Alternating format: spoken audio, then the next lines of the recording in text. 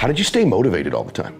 People ask me that all the time. And the answer is, I didn't. And neither did you to become successful. The separator in life is really important. People think the most inspired, motivated person wins. Nah, not really. It's the person who can work on the days they're not inspired and motivated. It's what do you do when you're not feeling great? What do you do when it's not your best day? How do you do that? Carries you through is rituals and habits. So when you're fatigued, when you're tired, when you're under pressure, you react reflexively. And so successful people rely on habits and rituals, not just their inspiration and motivation level. Of course, we're both professionals at being motivated and inspired, but that's not every day, every minute. And so what do? I work on the days because my habits and rituals carry me through. And so for me, here's how I look at my life and my day. If I can control the first 30 minutes of my day, and the last 30 minutes of my day, I have a whole lot better chance of the middle of my day being controlled. And so I'm a freak about the first 30 minutes of every day. It's really about the first 45 minutes, and I'm obsessive about the last 45 minutes of every single day. That gives me some illusion in my mind and measure of control. The other thing it does, it delivers to me habits and rituals that serve me, that I do every day that are consistent. It gives me comfort in stormy times. That ocean out there is raging at the top right now, right? The waves are crashing. At the bottom of that ocean, it's completely calm. At the bottom of that ocean is the habitual part of the water, right? It's the part of the water that stays the most consistent. That's why it's so calm, okay? So when you see someone out of control, their emotions are up and down all the time. This is someone who is without rituals and habits. Successful people have those, and so they do. And so it keeps me calm, it keeps me comfortable. Use active imagination is deceptively simple. Often what separates creative from conventional thinkers is that they simply search wider. They use their minds to generate possibilities that others don't think of, and then they work to verify what they came up with. We saw a classic example of this with Pasteur.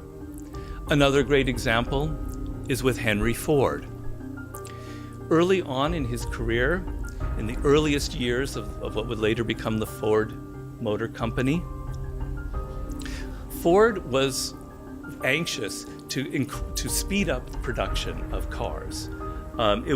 He saw the automobile as the ultimate consumer product, but in order for it to become that, he had to greatly increase the production rate in his factory. So he spent a couple days looking at his employees on the factory floor and trying to imagine how he could get them to move faster from car to car. Suddenly one day he imagined something completely different. He imagined the men standing still and the cars coming to them. He didn't know what that really meant, but he decided to try it out, and lo and behold, it increased productivity by such an incredible exponential rate that it could now become the consumer product that he had envisioned. Things like antibodies or assembly lines, they seem so obvious to us now, but they are never obvious in the present, and they involve an incredible leap of what I call active imagination. The difference between regular and active imagination is that the latter is used consciously to reach very, very practical results. It's not imagination for coming up with wild things. It's imagination used for very practical results. Think of active imagination as a kind of creative muscle that you're developing. First, within the loose constraints of what you're working on, you open your mind up. You give it complete free rein. You entertain almost every possibility that you could imagine or visualize. You engage in what Charles Darwin calls fool's experiments. This is the fun, play part of serious play. You use notebooks, sketches, diagrams, models, prototypes to help externalize the products of your imagination. Once you have gone through this, you now enter the second serious part of the process. First, you choose one or few of the more promising possibilities that were generated by your imagination, and now you actively work to test, verify, or confirm it. This might entail launching a beta version on the public. Once you have feedback, you now go back into the first part of the process in a shortened form, using your imagination to perhaps take what you have into an even better and higher form, circling constantly through this process in shorter and shorter cycles until you've got something that's both incredibly imaginative and incredibly realistic and practical. By developing this, by going through this over and over and over again, you will develop your imagination into an incredibly powerful creative muscle. Your values and your goals should be aligned. They should not be adversarial. They shouldn't be counter to each other. And if you think about what your goals are, your goals should be set up in a way that they support your values, and vice versa. That's just the way it is. So I'm not sure where this is going to be an issue. If you're setting up goals that are contrary to your values, you got some issues. Now, I guess if you had the goal of winning the blue belt jiu-jitsu championships, and in order to win, you cheated, like you claimed someone was reaping your leg and you said, oh, you tap and you get the guy to qualified and you win. That could be an example, right? Yeah. Now, do I support that? No. That's wrong. You go win against the values of martial arts to do that. So you didn't win anything and you didn't achieve your goal because you weren't actually the best. Right. So I say no on that one. Another one, let's say you wanted to make a certain level of profit at your company. So you cheated a little bit on the quality of the manufacturing and you sold items that weren't quite reliable. Do I support that? No, right? And why? Let me tell you why. Because your goal is not even aligned with your goal itself. Because when you start making substandard manufactured items, what's going to happen in the long run? People are going to say, hey, we don't like these. Yeah. We're not going to buy them anymore. So you didn't win. You might have won in the short term, but you didn't win. And again, you're going against your value. You should have values that you don't want to, take profit over making good product. And again, in the long run, that value is going to cost you, right? People aren't going to want to buy your product anymore. Every gym had a set way of doing things. Don't do it this way, do it that way. So that was just a normal thing that I thought just people just have their own set way and you must do it that way. You must stand this way, you must kick this way, you must punch this way. But with John, when I went to John and I met my coach, John Cabinet, at Straight Blast Gym, it wasn't like that. He had a more open mind and he encouraged different movements. And I'd never experienced that before. I'd never heard a coach say that to me before. And that stuck in my head. I thought to myself, this guy is thinking outside the box. You know what I mean? That he has a vision that everything works and he encourages every movement because ultimately there is a time and a place for every single move. So I just knew when I met John and when he spoke, it made complete sense to me. And that was it. I stuck with him and he stuck with me and the rest is history. We took a lot of pride in trailblazing and how the game was played back at that time through we would intimidate teams and we would want to dominate teams. But also, too, we also had the thought process that a team was never going to outwork us. We're going to be the hardest working team in the country. And because it's fun, you're willing to work your face off. Right. And working your face off is actually the gateway. It's not the fun. The fun is the doorway that gets you to put in the work, that gets you the results.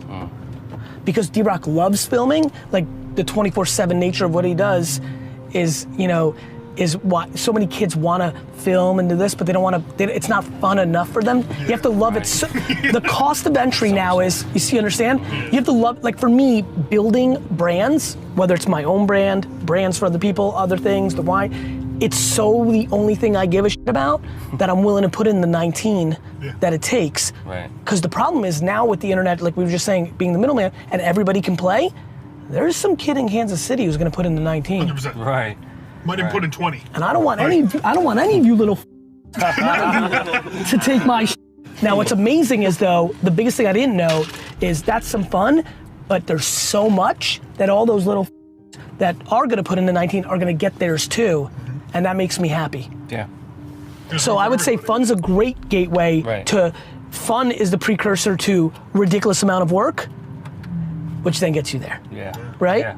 Why do you prioritize sleep so highly? Just curious of what makes you so committed to that and the science behind it. Thank you for all you do. I find that I'm slower when I'm fatigued. So I find myself drifting. I have more symptoms of what we'll call ADD. So that my attention just drifts. And then I find I'll read a sentence or whatever and be like, God, I have to reread the sentence like 10 times. So that was just going, whoa.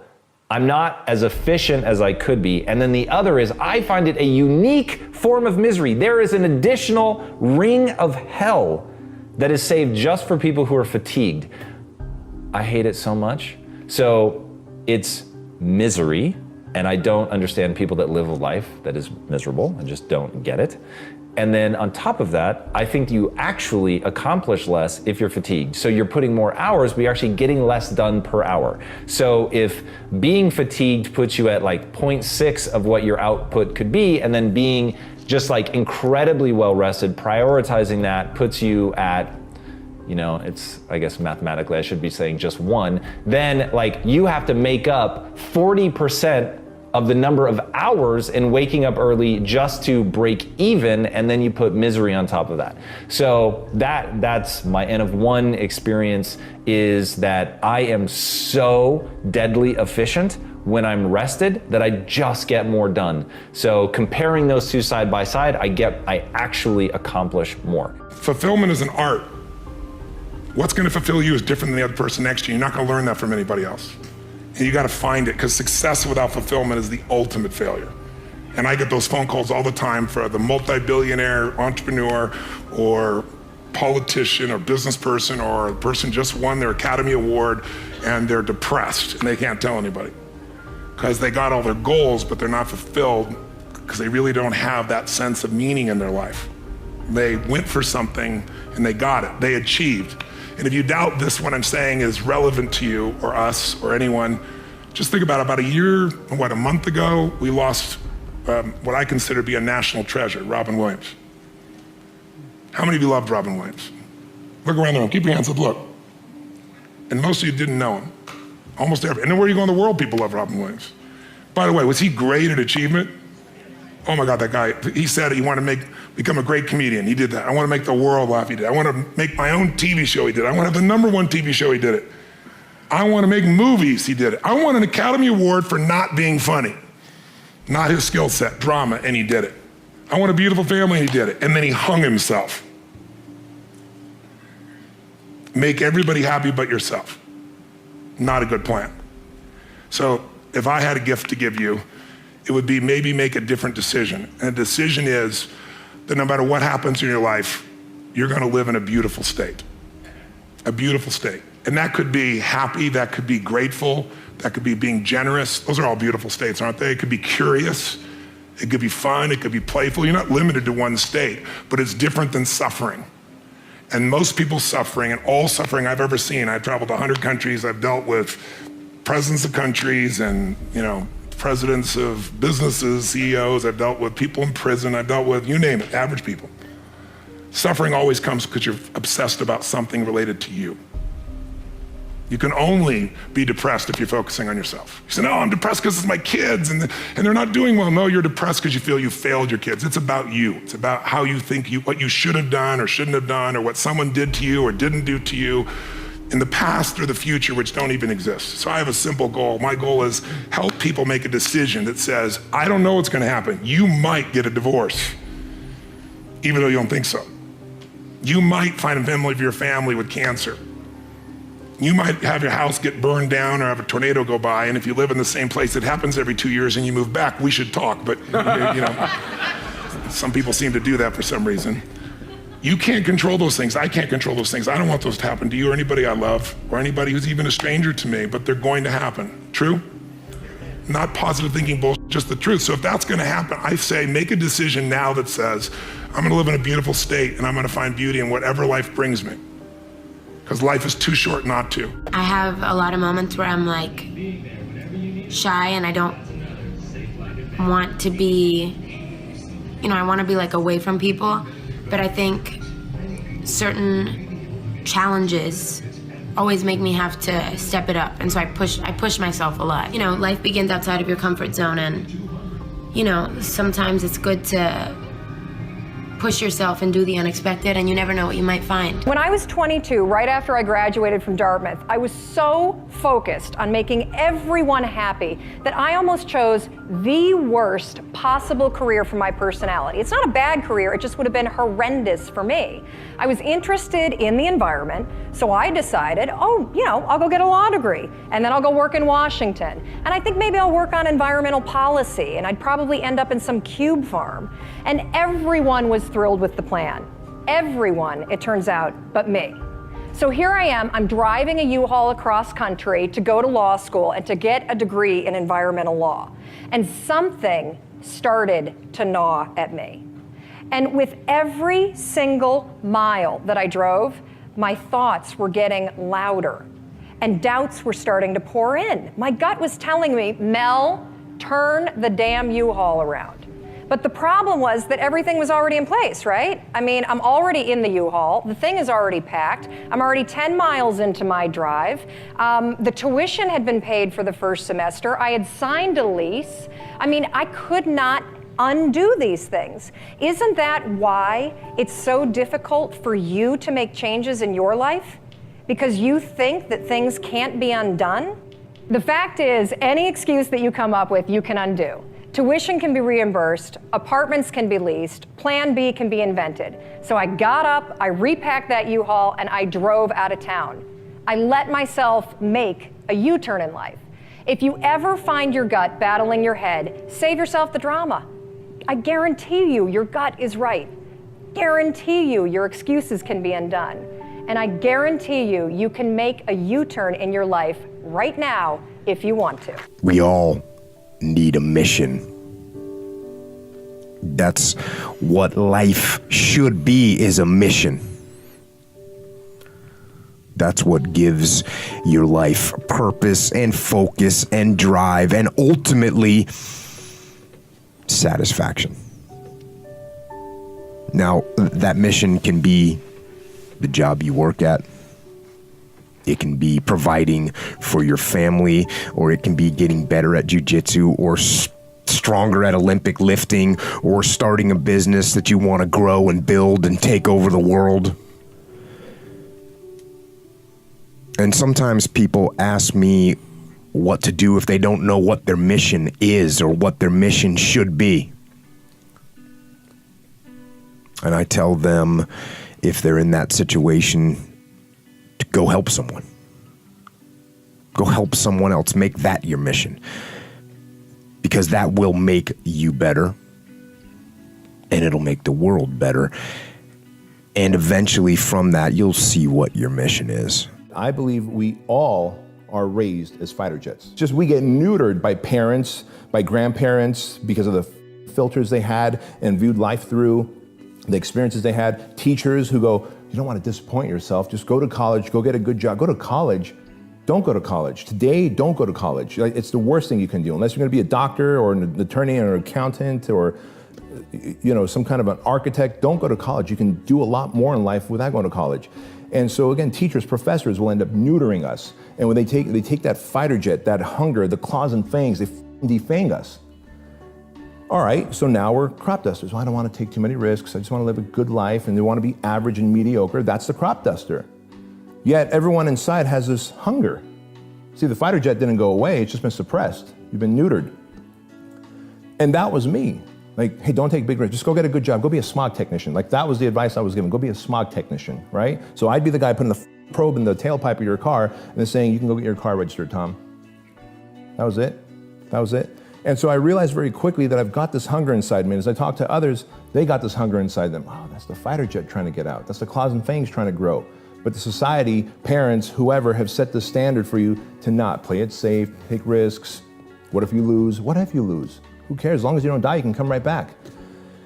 And so the fighter jet mentality is that someone who is just determined, relentlessly obsessed in achieving an outcome in the face of all adversity. The crop duster is someone who's always looking for the easiest path, the loophole, I used to be a severe crop duster. The crop duster hits the snooze button every day because they'd rather take 10 more minutes of mediocre sleep than getting up and dominating their path. Every morning on my nightstand, there's 2 stacks of dominoes lined up. and at the top of this stack says you're a loser. The top of this one says you're a winner. If I hit the snooze button, I've hit that first domino in the loser stack. The rest of my day is gonna suck. Now with that mentality, am I gonna ever hit snooze again? Absolutely not. Because I've sold myself on the idea that when I hit the snooze button, I'm an absolute loser. I'm scum of the earth. My day is destined to be Now some people go, you're being awfully hard on yourself. More people should be hard on themselves. We go around bubble wrapping ourselves, right?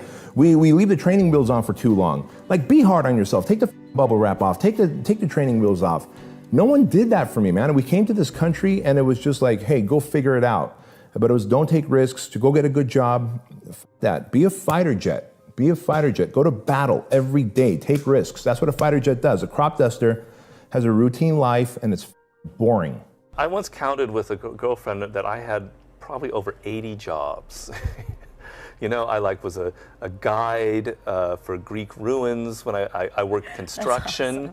Awesome. In Crete. I taught English here and in Spain.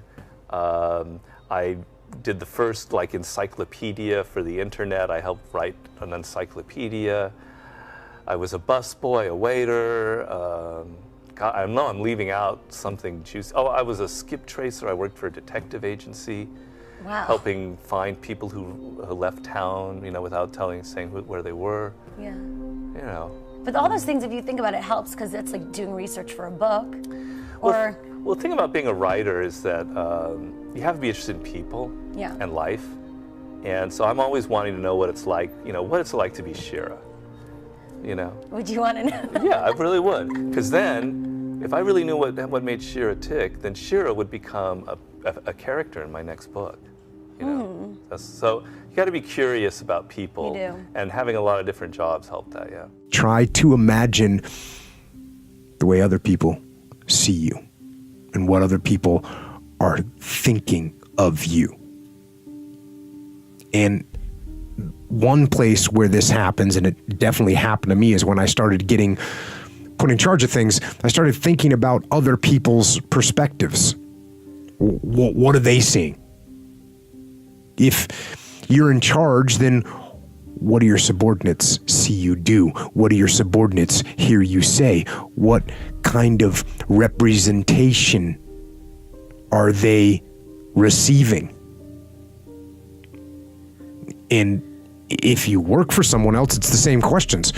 What does the boss see me do? What does the boss hear me say? What kind of representation am I making of myself to my boss? And then you start thinking about, what do your friends and family think? What do they see? What do they hear? And so the question becomes, how well do you represent yourself? What shortfalls do you have? Now, when you first start looking, it's like you're looking at an overgrown lawn. There are some big, obvious problems, so you do a broad, just kind of general cut of the grass. You fix some of the big, easy problems that are obvious. And once you've done that, once you've gotten rid of some of those big, obvious problems, you notice some more detailed problems. So then you handle them. And once you've got those handled, you see even smaller and more detailed issues. So you start trying to fix them. And that's what you do with yourself. You continually detach, and then you look, and then you refine, and then you detach, and then you look, and then you refine, and then you detach, and then you look, and then you refine. That's what you do. That's how you get better. And that process doesn't stop. It can't stop, because if you stop refining, then the weeds grow back, and the next thing you know, you can't see yourself anymore. And when you can't see yourself anymore, when you stop looking at yourself, then you accept anything. And that's wrong.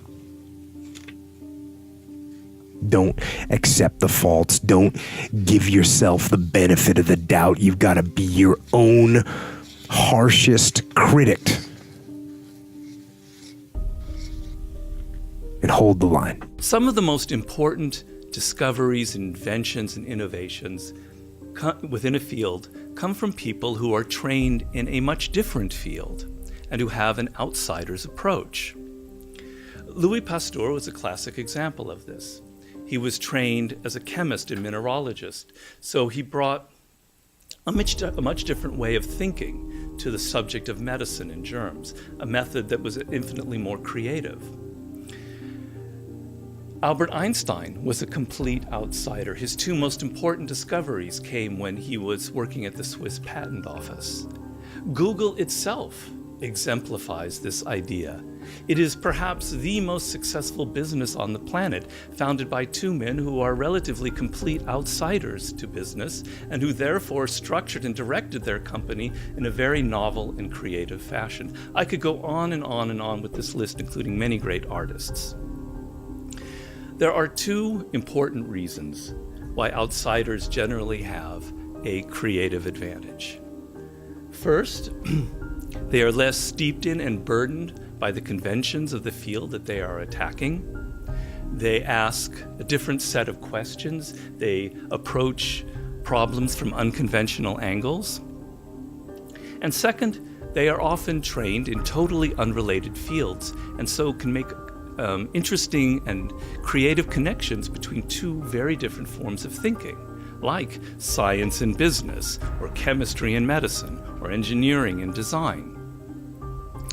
Now, we can't all consciously follow such a path, but even within the careers that we're pursuing, we can train ourselves to think like outsiders and help loosen up the mind in the process. I get up super early. Generally, I have this thing where I like beating the sun up, not just in terms of before the sun comes up, I have to get up.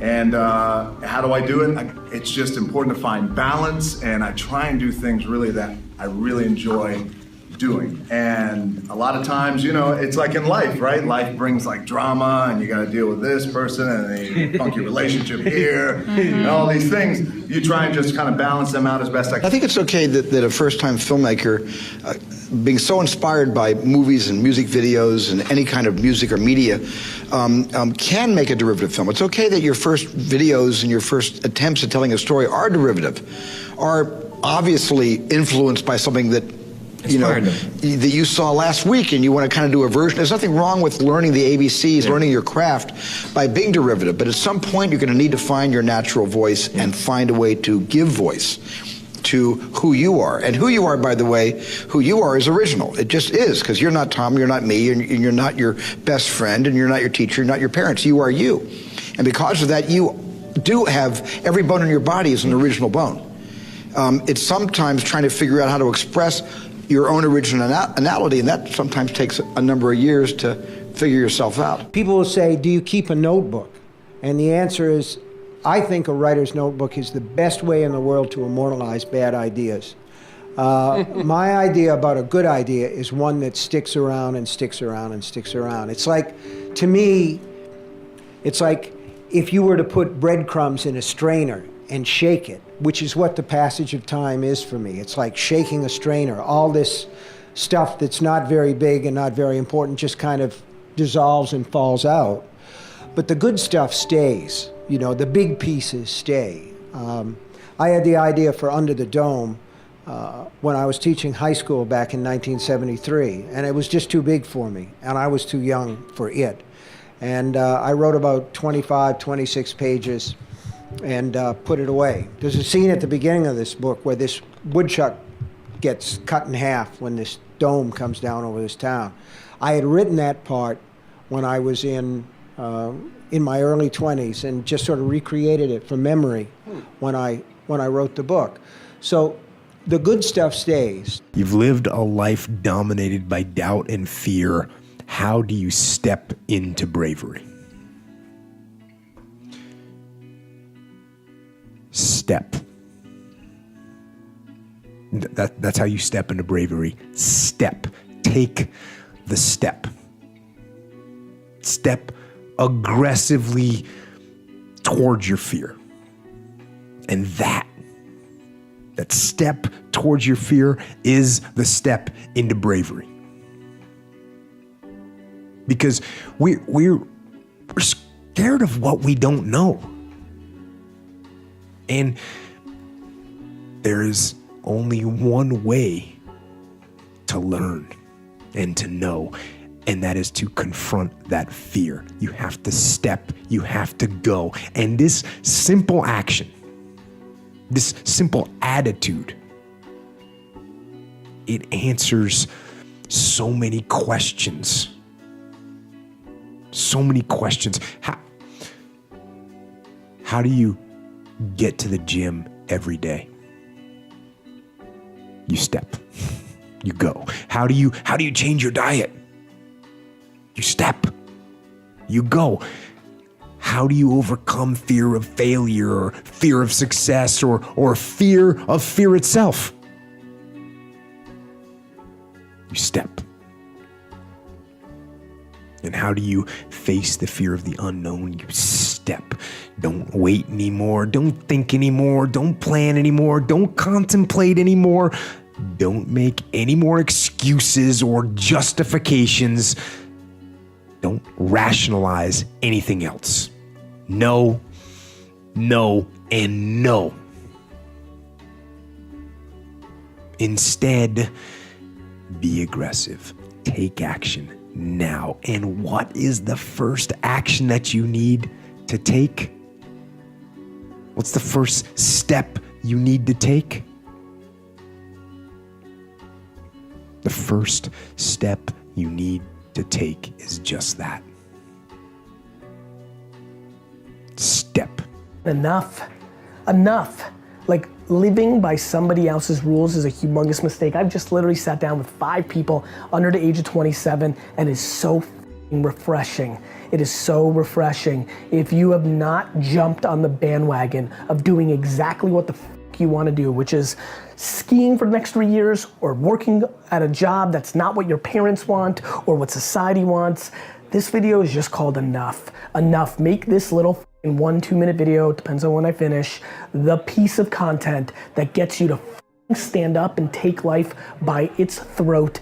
Do something. Stop being scared. Stop letting the way you were raised, the fear as an offense, take that away. Let me be the person. I'll take the blame. I loved that some of my employees are like, my parents don't love what you're saying. Good. Parents, because if you are playing defense and if you are living a life where your kids' lives are the way you're being fulfilled, you're a loser, parents. And so enough parents imposing their way. You want your kids to be happy on your terms. Enough the kid that's sitting right now at a desk and saw this in a feed and you hate your job. Enough. Stand up, get the out of here and do you. Live your life. You got one life. Do something about it. The actual making of a film, the day-to-day going to work, the construction of a film, has always been my favorite thing. I like making a film much more than I like watching them. I do, and even the ones I'm in. I really love the coming together with a whole bunch of people, having an idea on paper, and everyone's an expert at what they do, and you're off on this journey. You got ideas, but then you just let it go and see what it can become.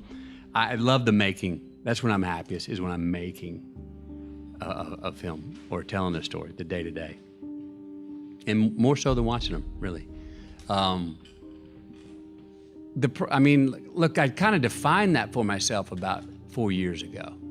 Process, stay in process. Head down, in process, stay in your bubble. And when it's over, be that fulfillment. Notice when I started noticing that fulfillment of it, I just finished. Well, that's enough. That's it. I don't know if it's even coming out. I don't know what it's going to turn in. Man, I hope we got it, and I hope the director put something good together, but I don't know. Nothing I can do about that. All I know is this experience that I say, go have the experience, McConaughey. And if I can love this experience, and at the end of it, I'm like, may never even hear that film again. May never even know that story again. It may be gone. May find out that all the negatives got fried in the X-ray machine. There is no film, but that's okay. I had an experience there. When I got selfish for that, experience, when I got that process, enjoying that process, the day-to-day architecture of making a movie and creating a role, that's when I've been the happiest. And more results have come that way in an odd way, you know? But I just saw, when I started really approaching them as, this is a finite thing and this is just that experience. Other than that, I'm not producing this thing. I'm not the one editing it. I don't know what it's gonna be. That's it. And then all of a sudden they come out and you go, oh, I think we got a good one. There's a phrase in the Bible that's become kind of an expression called "suffer fools gladly." And somehow in our modern world it got totally inverted, which is something that kind of bothers me. The original expression meant that you're constantly surrounded by fools. Half the world are fools, or whatever the percentage is. And maybe you're a bit of a fool. And what you need to do is you need to suffer. You need to be able to put up with fools and laugh at them and not take them seriously. That's what it means in the Bible, and that's the wisdom in the Bible. And then somehow it got turned around in modern times where it seems to be a virtue that you don't suffer fools gladly, that you don't put up with them, that you get angry about them, that you confront them, that you try to change them, and on and on and on and on and on. And the idea that I try and say, it's part of my chapter on social intelligence, which is I'm trying to tell you that you're not going to be a master in this world unless you know how to get along with people. We're social animals. You can't just be a nerd, a tech guy that has no contact with people. You have to learn how to be with people and be socially intelligent, and it's actually a beautiful form of intelligence. And one of the aspects is to learn how to suffer fools gladly. And I tell you what I think a fool is. A fool is somebody that doesn't have the right kind of sense of priorities in life. They magnify the little things that we should just not worry about into some huge dramatic thing. And the huge dramatic things they completely ignore. They have no sense of proportion, and we encounter them every day in our lives. And in fact, we encounter a bit of them in ourselves. We all have a foolish side. So let's all be patient with fools. If you try and change them or fight them, you're only going to waste valuable time and energy in your short life. Learn to laugh at them, learn to know it's part of the human comedy. I find that that's going to save you energy in the end. And I have stories in there of how not only do you suffer fools gladly, but you turn it around to an advantage. So I have a story in there of Daniel Everett, who's a great kind of anthropologist and linguist. And he came out with a radical new theory on linguistics. And suddenly he finds himself being attacked by everyone in the field, but they're attacking him in this ad hominem manner, as if he's a charlatan. They're not attacking his ideas, and it's driving him crazy, and now he's dealing with fools. And he decides that what he's gonna do is he's gonna turn it to his advantage. He's gonna make sure now, from now on, that anything he presents in a book or a lecture is airtight.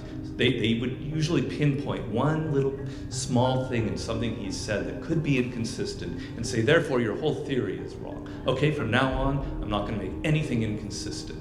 So he took the foolish aspect of these attacks and he decided it would make him stronger and it would make his ideas stronger. That's what Suffer Fools Gladly is about, and I have other examples there in the book. Mindset is everything, and so you've got to really decide, are you going to be positive about things or negative about things? Am I thrilled that I have the ability to do things about it to make what I'm worried about better, or am I crippled by there's like these 7 things that I need to do this tomorrow? I always choose positivity. I look at other people around me. It's not just about me that are winning. They choose positivity. I look at the people around me that are not winning, that are not progressing, that are not advancing. They're choosing negativity. It's stunningly binary. It's stunningly black and white. It's stunningly A or B. This is really up to you. And really, to be very honest, to be very frank, I think the biggest impact I'm having as I read all the emails, because I read a lot of them last night as well, is shifting that mindset and getting people into that and making them understand that they're in charge of that, and hacking and trying to pour out the negativity, dump a negativity, add a positivity, dump a negativity, add a positivity, dump a negativity, add a positivity. I'm a positivity to your world. That's what I'm pushing. That's my agenda, and that's why I think you're feeling the effects. And I think you need to find more of that in your partner, in your loved one, in your business partner, in your audience. So many people get 49 comments, 48 are phenomenal. One's like, you're piece of shit, and they spend 80% of their time on that one comment. Please choose positivity, negativity. I don't like to think too far ahead. So you haven't thought alternative No, I don't like careers thinking or... too far ahead. People set like goals, long distance goals and shit. That's too much for me. I already feel like I'm living it. And then I just carry on doing that, you know, carry on day by day, already living the final goal, the goal of being the world champion. I already carry myself like I'm a world champion. I already speak like I'm a world champion. And that's it, I just carry on day by day. So I'll take it as it comes. Again, like I said, you were asking me about the future. I'll let you know a little bit closer, you know what I mean?